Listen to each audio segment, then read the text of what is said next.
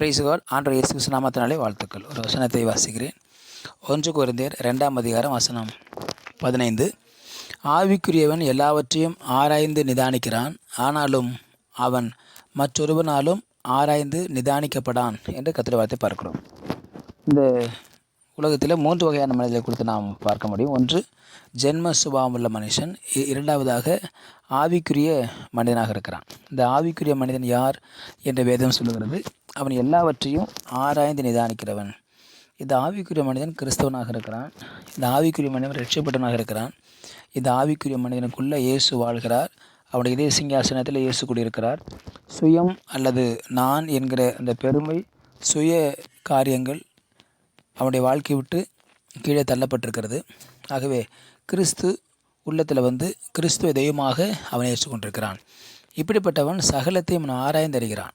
சகலவற்றையும் ஆராய்ந்து எது சரி எது தவறு என்று சொல்லி அவன் நன்றாக அவன் அறிந்திருக்கிறான். ஆகவே அவன் செய்கிற காரியங்களை தேவனுக்குள்ள பரிசுத்தாவின் ஒத்தாசையோடு கூட அவன் அந்த காரியங்களை செய்கிறதுனால அவன் ஆவிக்குரியவனாக தொடர்ந்து வாழ முடிகிறது. 2 காரியங்களை வைத்து இவன் ஆவிக்குரியவன் என்று சொல்லி நாம் நிதானிக்க முடியும். ஒன்று, அவன் ஆவிக்குரிய கனிகளை கொடுப்பான். ஆவிக்குரிய கனிகளை கொடுத்து ஆவிக்குரிய கனிகளை கொடுத்து தேவனுடைய ராஜ்யத்தை கட்டுவதில் அவன் மிக தீவிரமாக இருப்பான். ஆவின் கனிகளாகிய அன்பு, சமாதானம், சந்தோஷம், நீடிய பொறுமை, விசுவாசம், நற்குணம், தயவு, இப்படி சொல்லப்பட்ட 9 கனிகளும் அவனுடைய வாழ்க்கையில் காணப்படும். இந்த கனிகள் மூலமாக அவன் ஆவிக்குரியவன் என்று சொல்லி நாம் சரியாக நிதானிக்க முடியும். இரண்டாவதாக, தேவனுடைய வார்த்தை அவன் வாயில் இருக்கும். அவன் பேசுகிற வார்த்தைகள் அவிசுவாசமாக இருக்காது. அவன் பேசுகிற வார்த்தைகள் தேவனுக்கு அடுத்த காரியங்களை குறித்திருக்கும். அவன் பேசுகிற வார்த்தைகள் மற்றவர்களுக்கு ஒரு ஜீவனை உண்டாக்குறதாக இருக்கும். அவன் பேசுகிற வார்த்தைகள் மற்றவர்களுக்கு ஒரு நன்மை பயக்கிறதாக இருக்கும்.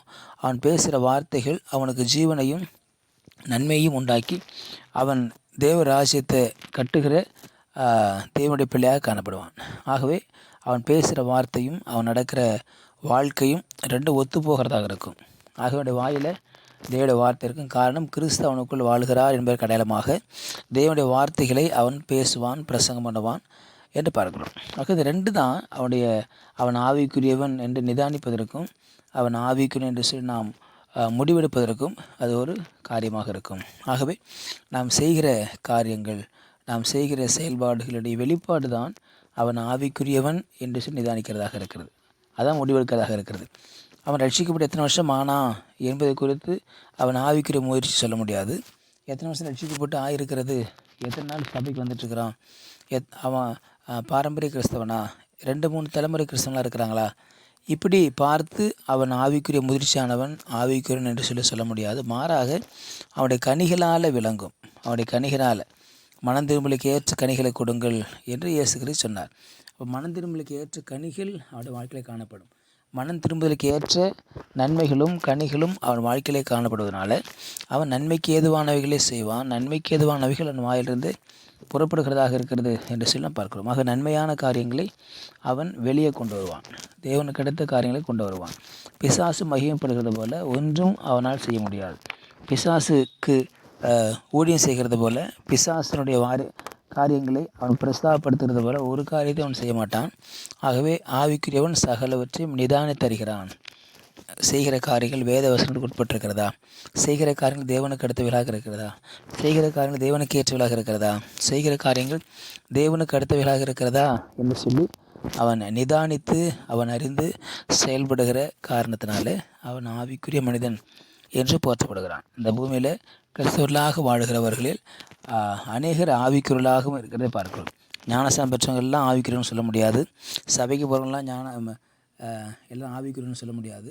மாறாக அவர்களுடைய வாழ்க்கையில் 2 காரியம் வெளிப்பட வேண்டும். ஒன்று ஆவியின் கனிகள், இன்னொன்று தேவனுடைய வார்த்தை. இது 2ம் வெளிப்படுகிற பொழுதுதான் அவன் சரியாக இருக்கிறான், ஆவிக்குரியன் என்று சொல்லி சரியாக நாம் அறிந்து கொள்ள முடியும் என்று சொல்லி நாம் பார்க்கிறோம்.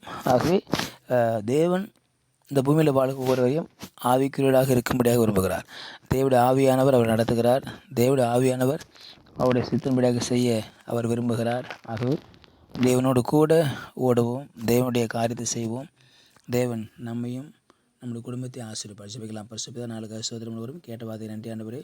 இந்த பூமியில் வாழுகிற அனைத்து கிறிஸ்தவர்களும் ஆவிக்குரிய கிறிஸ்துவர்களாக வாழ கிருபதாரும். உடைய கருத்தில் தாழ்த்தப்படுகிறோம். இயேசுவின் நாமத்தை ஜெபிக்கிறோம் நல்ல பிதாவே. ஆமேன். ஆமேன். You will be succeeded.